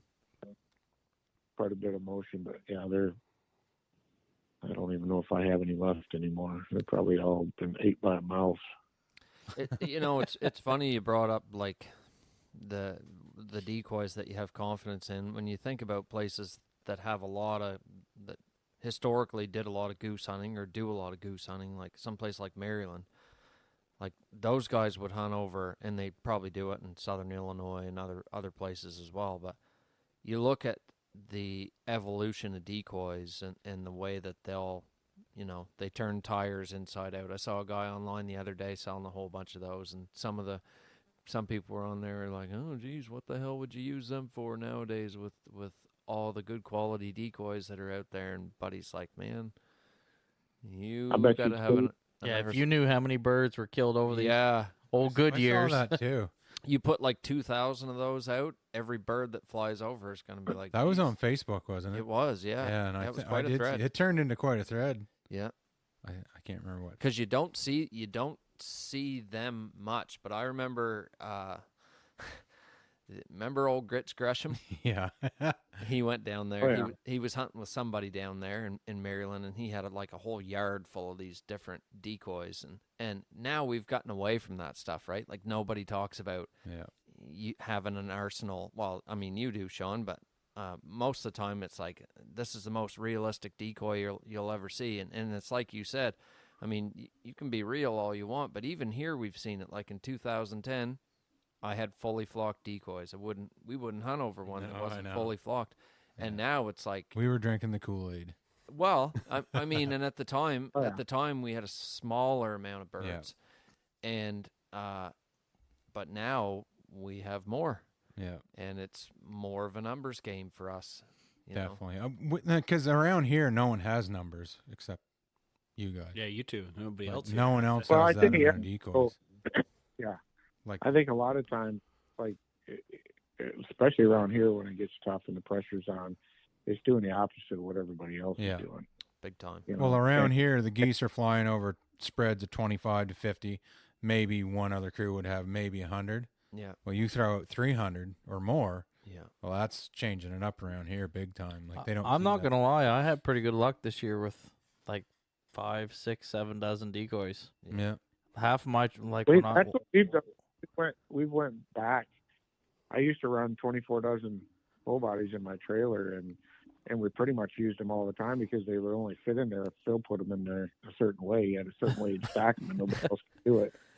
You know, and if you only took out 5 dozen, well, then they all crashed down, and then you had to rip them all out anyway. So we put 24 dozen out. But now, I mean, I may hunt over 18 full bodies to, 5, 6 dozen, something like that. Especially for honkers, man. Give them a, leave them plenty of parking spaces, and it just seems to work out better. Yeah, if your blinds hid well, it's a lot easier to run small spreads. We killed geese over just 7 stuffers. Yeah. And did well. Oh yeah, yeah, yeah. I mean, if you get into the habit of doing things the same way every time, when we hunt geese, this is the way we do it, and this is the way we always set the decoys, and you don't ever learn anything or take anything into account, like the weather or how it's going to change throughout the morning, or how things. What's that? Yeah. How they've been reacting the day before and the day before to what you've been doing. Yeah, I mean, you can go out 2 or 3 times a year, or half a dozen times a year, and do the same thing and be successful. But if you're trying to do it like 60 days in a row or 40 days in a row, like, man, especially if we had. Well, you got a lot of those geese are you're hunting, you're seeing every day, yeah, and you can't show them the same show every day. this year especially. So, yeah. Yeah. One group we hunted the same field 3 days in a row. Yeah. And got into them every day. And got into them every day, 3 different spots, like they were just piled in there. A There lot of wasn't- late shoots too. Like Yeah. hunting right till friggin' noon. almost every day we Yeah. hunted till. That was unusual. Yeah, we never do that, but this year we certainly did. I had 2 days that I can think of to mine that I was done by 9 o'clock, Yeah. and the rest were all 11, 12 o'clock. Yeah. And Shawn, one of the things that we ran into this year is it was almost like you weren't even there. The birds would be in your field. So remember the day that we hunted, Steve? We hunted that second silage cornfield that was kind of hidden. Remember the field we hunted 3 days in a row? Yeah, This yeah, one was yeah. 2 fields over. Yep. So all the birds came out. They were stacked in there the night before, and all of them came out. We might have shot maybe half a dozen, and all of them come out, and it was like they'd never been there. They flew right over us, kept right on going. It wasn't till 10:30. From 10:30 till 11:30, we hammered them, and they all came back and all had muddy feet. Like Yeah. they went and sat in a dirt field. That happened a Let me lot ask to you us. this. I pushed him out of that When potato you- field for you. When you scouted that field, were they in there first thing in the morning every day before you hunted there? They had switched into this field. They were in there morning and night for 2 days before we hunted it thick. I saw that more than anything this last year. Wherever you found them at night, that might not be where they're going to go in the morning. Well, even the year you were up here, Shawn. Especially when the weather's warm Yep. and So warm this have year. different, or if it's frosty, in the mornings, and as if you got something green you're hunting, it's frosty, they may skip it first thing in the morning and go somewhere and sit, just get off the water and kind of loaf in the field, and then go feed later on in the morning. Yeah, I noticed that last year more than anything. They were odd like that. I wonder why that is. Like, I would love to talk to somebody that's just like a Canada Goose scientist. You know what I mean? Like, here's the reason why they go to dirt fields and sit there half the morning, and why they choose them, and what when they're actually feeding out of them, what they're getting and why they're getting it, and I don't know. Some of it, I think Canada geese have evolved in the last 40 years. definitely. Specifically. Because, like I said, they used to, only stop, make 1 or 2 stops and be at the wintering ground. Now they're kind of coming all the way down, and there's different food sources all the way down. There's times in the wintertime when they don't leave the river, and they just sit there and eat shad. They're eating fish. Now, you wouldn't think a Canada goose would eat fish, but they do.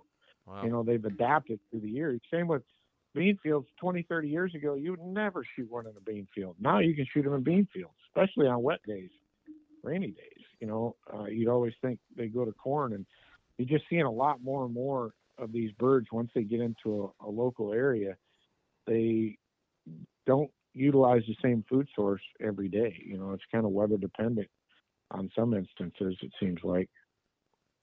Yeah, and how that makes sense. Like, when it's a rainy day, why are you shooting them in the beans? Like, what is it about the rain that they know? Oh, we'll go eat beans because they're not going to be as dry, or it's going to be easier for us to. It's get like that with down. potatoes. Well, that's Or what why I've are they- noticed. That's what I've noticed this year. Like, so when I scouted, I always went with my morning scout. Yeah. I never went with the evening because I had a bad feeling about it. And that was the other thing. Like potatoes, like even right from the first group I had in October, I was into the potatoes hunting, Yeah.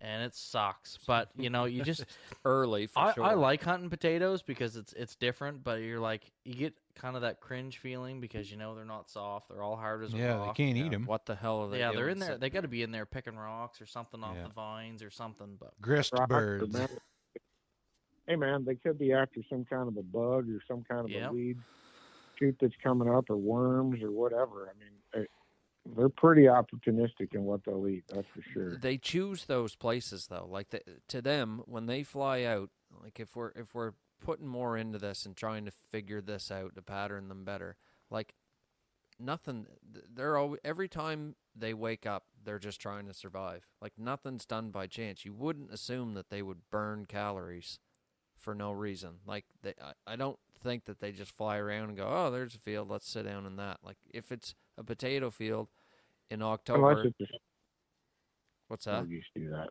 Yeah. Oh, Unless yeah. it's a snow goose, they don't know what they're doing from one day to the next.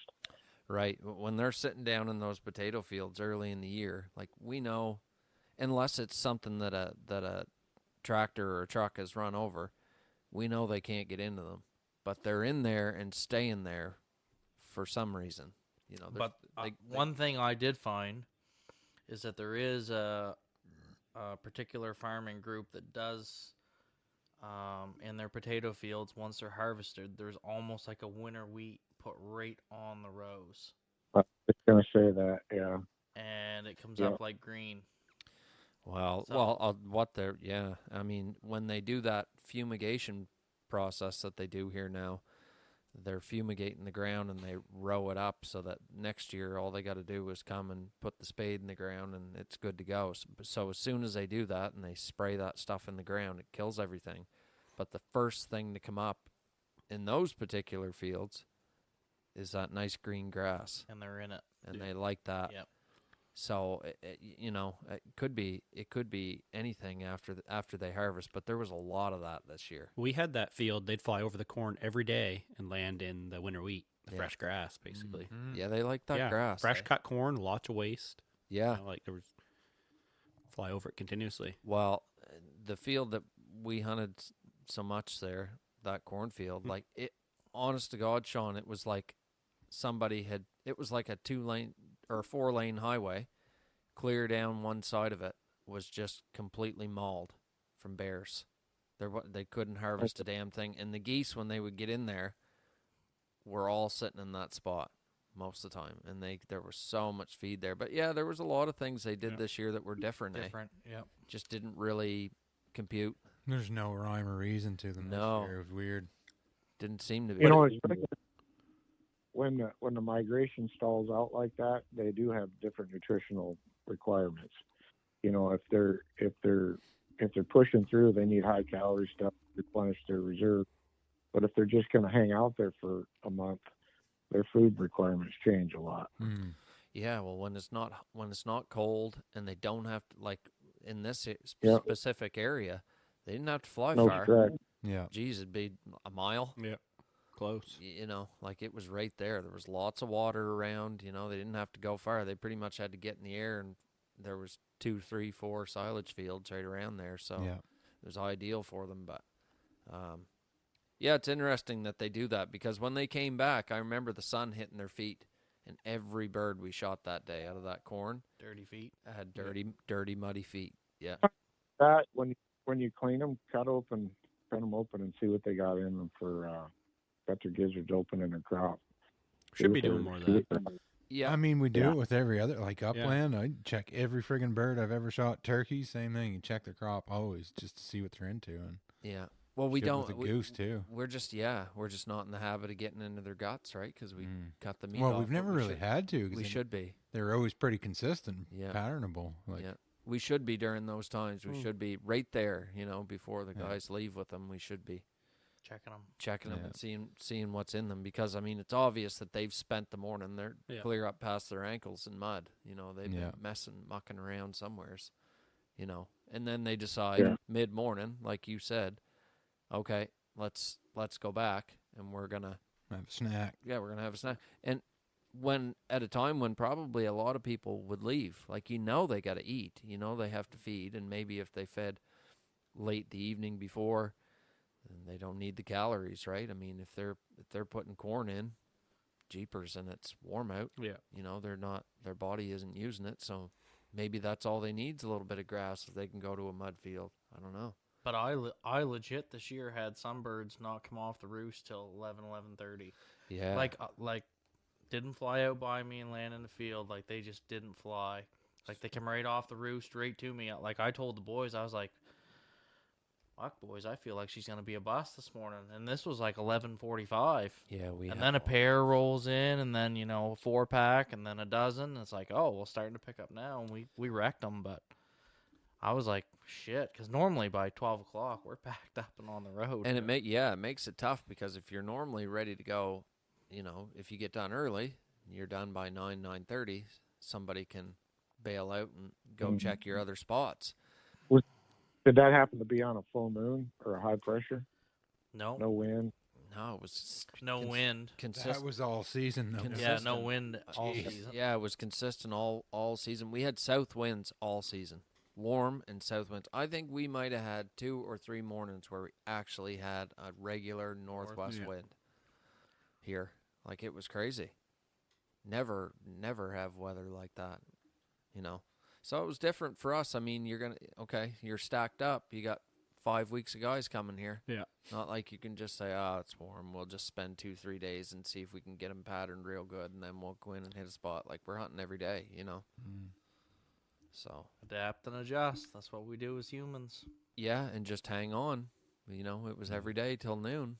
And a lot of days it was, And that sucks. It makes for such a long day. It does, It does, yeah. You guys That do really in the changed morning things. till 1 in the afternoon. we get there that early. gets to you. Yeah, we do, yeah. We had a good Routine. system, yeah. We Yeah. had a good routine set up there with that. I know one thing, like, I've never seen anyone spread cheese like Steve. Nice even coat. He's the Salt Bay of cheese spreading. Oh, man. Oh, shit. That was Lots of time to perfect my breakfast sandwich over you were that month. jacked on friggin' Two energy drinks and a Monster coffee. energy I drinks. miss that, man. They were Yeah. they were good. They were good. We'd have 2 great big breakfast wraps every morning. You guys can start doing that. You're gonna have to mix in lunch too.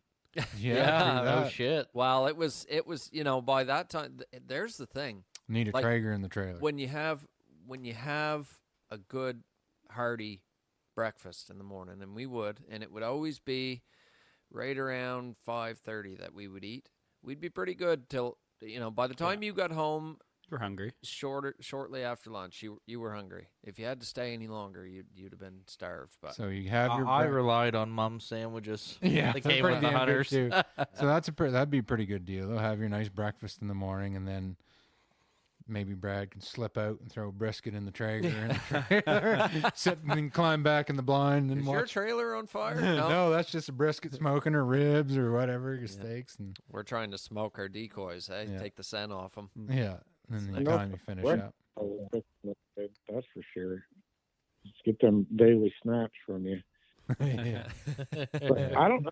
But my crew, the only thing with my crew doing that is that they'd have to leave a half hour earlier in the morning to get there to set up, and they're not about that.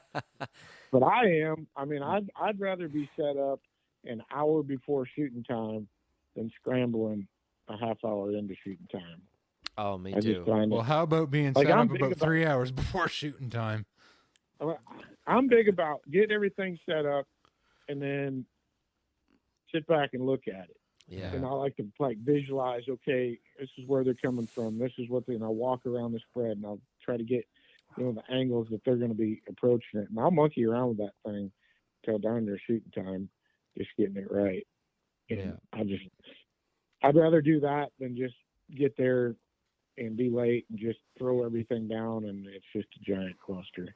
Mm-hmm. Yeah, we would always get there and get right out and get it done. Yeah. We weren't about getting there and sleeping and dicking around. We'd get out and get it done, and then once it was done, we'd have lots of time to cook and eat and clean things up and look it Chill out over. for a bit.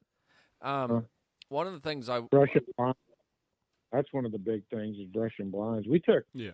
We used to have just a couple guys on the blind crew setting up the blind and then a whole bunch of people on decoy duty. Well, now that we cut down on the number of decoys we're using, started putting more people on the blind and spending more time focusing on, 'cause that panel blind's awesome, but you can't just fold it up and put it in your blind or your trailer and get it out 6 in a row. You've got to every day.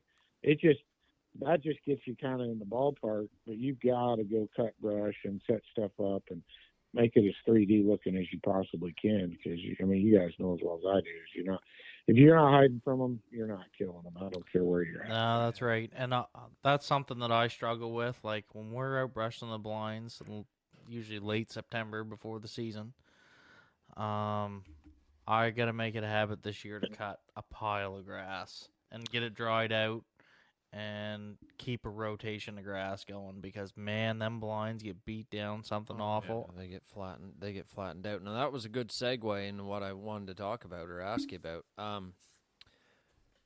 The biggest thing for me with the blinds is the lids and possibly even the side doors on the ends.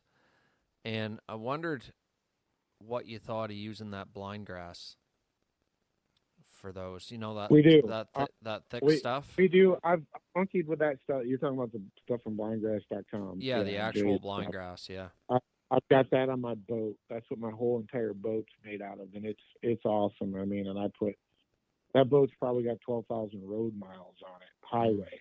And the stuff doesn't move, it doesn't deteriorate, and I actually had some, grass mats, the palm mats underneath it, that have disintegrated from all the road miles and the rain and just drying and all that.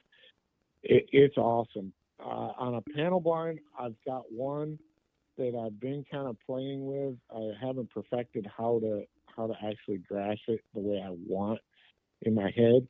But what we have done on all of our panels, so I've got 6 panels in my trailer, Phil's got 6 panels in his trailer.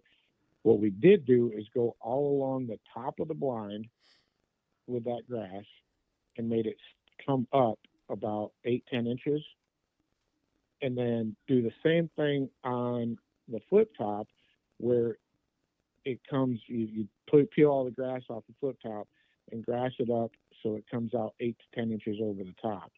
And if I think about it, I'll text you a picture of what it looks like. Yeah, because What it does is it like regular grass, like reed canary, whatever you put on there, after a while it just falls down, right? Yep. Then it's in your face. It's in your friggin' face. Yeah. Well, this stuff, this blind grass maintains its shape, and whatever grass you put on top of it kind of holds it there. And the other thing is, you notice that guys, when there's nothing going on, they're standing up, and they put their elbows on the front of the blind. Right. And Yep. when they do that, it knocks down the grass. And by putting that blind grass on there, that's the number one thing we've done. The benefit of that is it's maintained that. There's no gap there at all. Yeah, It there's makes no it a little black more hole. difficult to see out, but let me tell you, if you can't see them, they can't see you. And all you have to do is just get your face a little closer to the grass, and you can see everything you need to see. But that's the biggest thing that the birds pick up on is the motion in the blind. And I've always been a big advocate of not wearing camo hat and a camo top, wearing black, fitting into the shadow kind of thing. Because when you fly a drone around, that's what you see is guys moving their heads, rocking their heads moving. That's the motion you see, and that's when they blame the blind. And it's not the blind; they're seeing the people. So the more camo we can get that, the better off we are. But I'll look for that picture. I'll send that. yeah, that'd be good. Like the big thing with me is you get in the pouring rain with that grass, even if you freshly stubble them lids, the rain hits them and it's right on top of you, and the water's just running in on you, right? Oh yeah. So if there was a solution that both for longevity and for concealment, that was better than real grass, that would definitely be advantageous for us. Well, that's what I was thinking. Like on the end, there's always the chance from the left. If you're on the left side, the top of the door that's on your left, and the left side of your lid, there's always a hole there. And if you could, like you said, stand that grass up on the front of the blind, and then have it coming from the top of the blind straight out 8 to 10 inches, like. Just taking out that fact that the grass is down in your face and in your way, that takes that right out of the way for guys coming up out of the blind, right? They're not getting their gun caught up in it. It's not down in your face, and it's covering that whole rectangular black hole that's down across there. I've been looking at his stuff on there a lot. He's been posting quite a bit of stuff, and it looks good. And I think that's what I'm going to do. Wonder if you could run some stiff wire up that and then zip tie your grass to it. Well, Sean, when he keep was it up here, he had something. What'd you call him, Sean? A lollipop, where you took a dowel pin and then bunched a bunch of grain and zip tied to it and filled it in like between the lids, which made a difference. See, it's nothing to do that, just making it last. Right. You can make it it's look the really good, longevity. but by the end of the week, it's rough. The real stuff, yeah. So that's what I was thinking about, because he's got, before it was always just mats, right? But he's got like individual, like reeds, Grass, like yeah. grass, and Like it's handfuls. not, yeah, and it's so like, it's actually plastic, it's or like is it? it's like it looks like reeds. It's Yeah. not just like stringy like reed canary grass. It looks like So sorta it's a real grass he sells, or It's is not- it like it's no. like a synthetic? It's go ahead, Sean. Yeah. You know what it is. It looks like a cattail. Matt, if you can open up I just texted you some pictures. All right, here. It's funny you say cattails because Ryan has always given me hell for using cattails in my blind. Fuck, stubble a blind. It's all cattails. Lots of it around. Just a big wet spot out here in the middle of this field.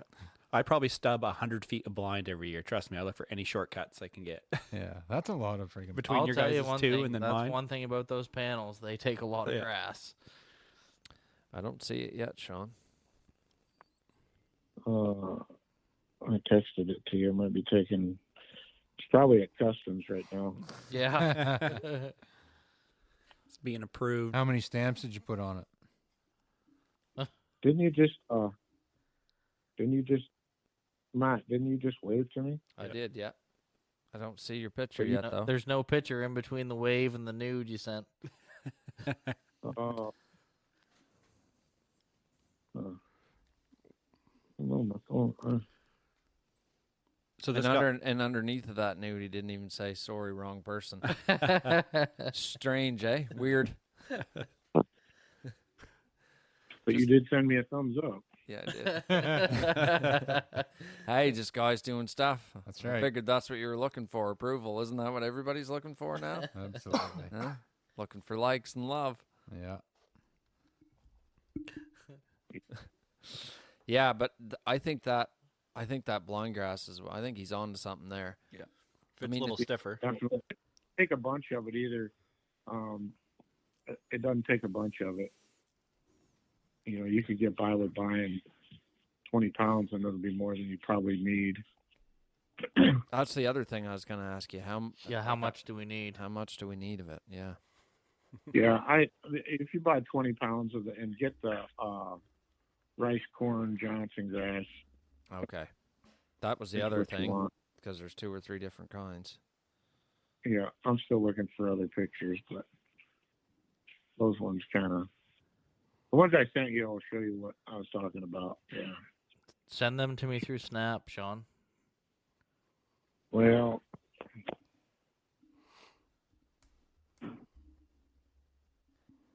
But definitely I concealment. don't know why it's not coming to the phone. Yeah, I don't know. I haven't seen it. Well, like I said, Customs probably has it. Trudeau's probably like, oh, Yeah. that's not something we want here I'm in pretty this sure country. you could conceal a gun in Probably- there. Yeah. We're gonna. That's something that's probably got an AK-47 in it. Yeah. Censorship. Yeah. Actually, yeah. Sending pictures of moist grass. That's a word he likes to use. Yeah.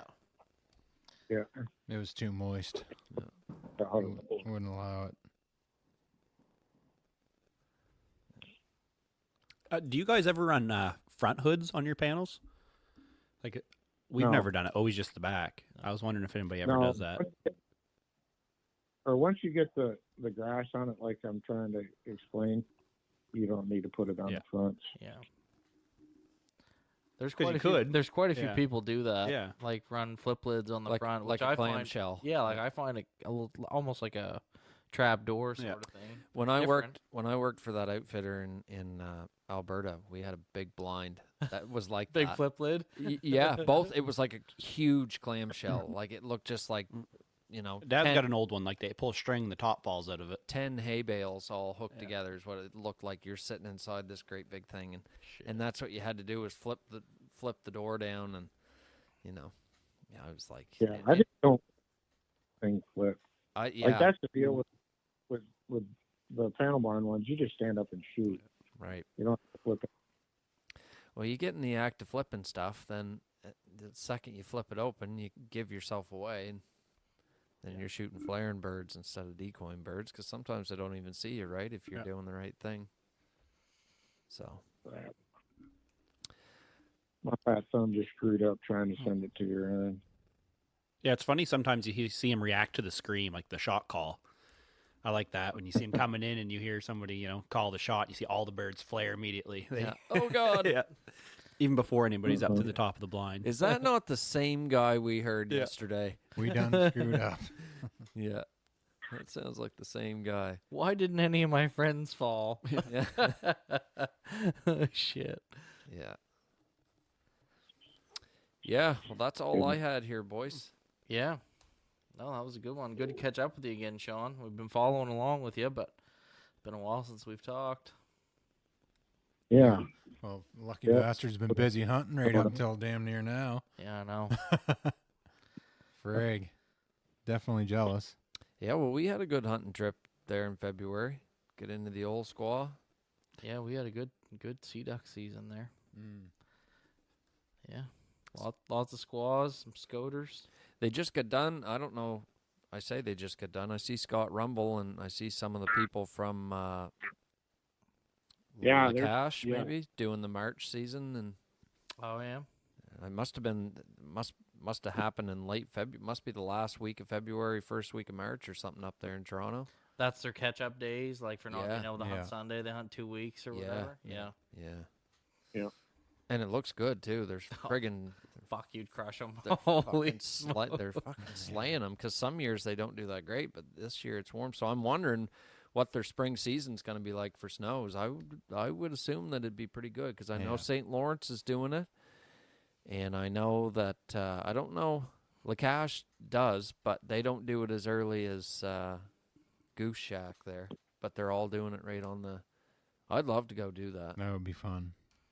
Fall is just too busy unless we're. I'm sure you got my stuff in quarantine or something, because I'm trying to send you a snap. Oh, there it just went. All right. Yeah, right up this side of Montreal. Yeah, They it's said where somewhere. they're. Man, they'll be heading back north. All of them here soon. Oh, frig, I Holy would. shit. Yeah, I would assume. I've been kind of watching some people there posting videos of them moving back up. So Yeah. I'm wondering what the season. Well, I already heard woodcock are moving back north in Tennessee. So, I mean, they'll all be starting to cruise back up. Yeah, I'd love to The go. part is, it's only well, March 1st tomorrow, right? March 1st March today. 1st right now. today. Hey, my bad. Yeah. So I mean, it's still winter. We're still going to get some winter here. Oh, yeah, we'll probably get 4 feet of snow in March. Yeah, March. I imagine we'll get a good storm or two. Every day up until the 14th, when I look today, is above zero. Yeah. Yeah. You need to buy a plow truck every year. Yeah. Yeah, Steve, that was a good Steve investment. goes and buys a big ass plow truck and it doesn't snow. Used it once. So he rolled up his sod instead with Yeah. it. Yeah. Plowed rocks friggin' around. dirt. Oh, that was There we me go. right There comes the picture. Oh yeah. Jeez, I like that blind Yeah. grass. That looks good on the lids, eh? Yeah. See the top one with the snow goose decoys in the background? Yep. That's what I'm talking about. Yeah, that looks It's really got good. the grass on top of it, and I mean, you just can't see through it. That's They that can't. that same nude you sent me there. You actually sent it 3 times now. You guys sharing? And I already Three times. commented back, so I think that it's Three times. getting a little awkward. You guys sharing dick pics, are you? Yes, sir. Nice. Yeah, some of that stuff is really thick, eh? Yeah, that's impressive. It's real thick. And like that was our first shot at it too. So, you just got to, if you make it too long, it'll fall down, a little bit. But if there's just a sweet spot with it, you'll be able to tell when That's you start the using it. That's the cats right there. I like that. Yeah. Look at that picture right there, man. That's Yeah. awesome. Yeah, well, yeah, for sure. It's hard to store them as well, to keep the lids separate The somewhere. lids are a pain in the Yeah. ass. They're hard to store in the trailer. They always end up just in some awkward position, Yeah. kind of Well- piled together. Well, we were the way that we had Right. our blinds actually put in there this year. We were putting them on top of those blinds, but every time we'd open the trailer, they'd be on the floor, Yeah. right? And yeah, We've got a spot that set them in the blind stools, and it seems we stack them up upside down, and they seem to go pretty good. But yeah, kind of like Ryan always ends up in an awkward spot. Yeah, happens. yeah, that's But, definitely the way to do it, though, because you want them to. Ideally, you want that grass to come off of them and stay out straight. Yeah, which it does there. Yeah, that's good. That's the way you want it right there. So you think 20 pounds, Shawn, would do 3 panels front and back, like the lids and the fronts? Well, you're doing the lids. Yeah, I would say 20 pounds would be more than enough. Do you know that? Do you know that fella, Shawn? Who? Do you know that guy? Do you work with him at all? That blindgrass.com? I mean, I know him from hunting and buying his stuff. Where's he from? Where's his business? Louisiana, Okay. Lafayette. Okay, good. Well, look forward to talking to him because, or I'm. What? What's the Your matter? fart smells bad. Well, they're supposed to stink, aren't Have they? you not followed him for the last month and a half? It's all protein. All protein powders. So you know what it's going to be, Wesley. Well, I mean, Well, I he's still don't like it.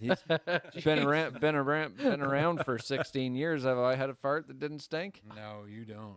All right. Man, Well, that's the way it's awful. supposed to be. 20 pounds, rice, corn. Good.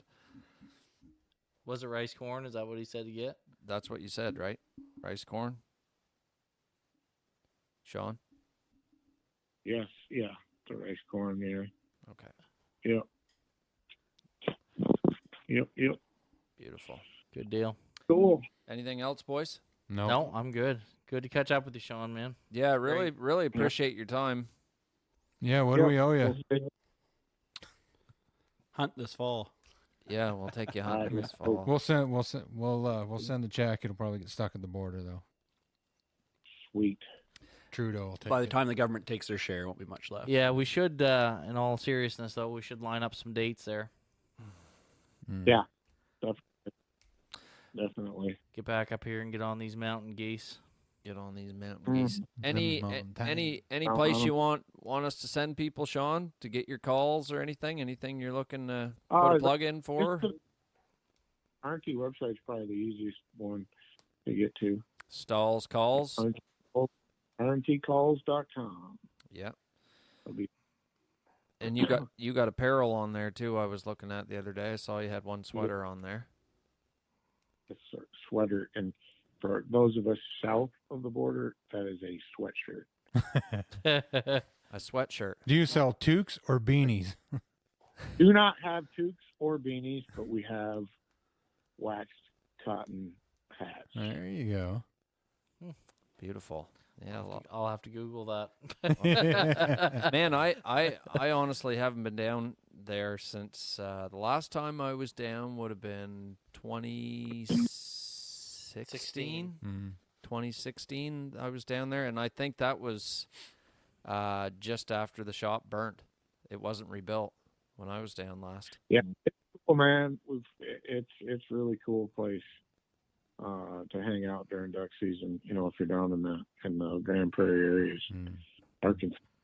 You got the tap room in there. Got TVs. You can watch sporting events. You can sit outside, inside.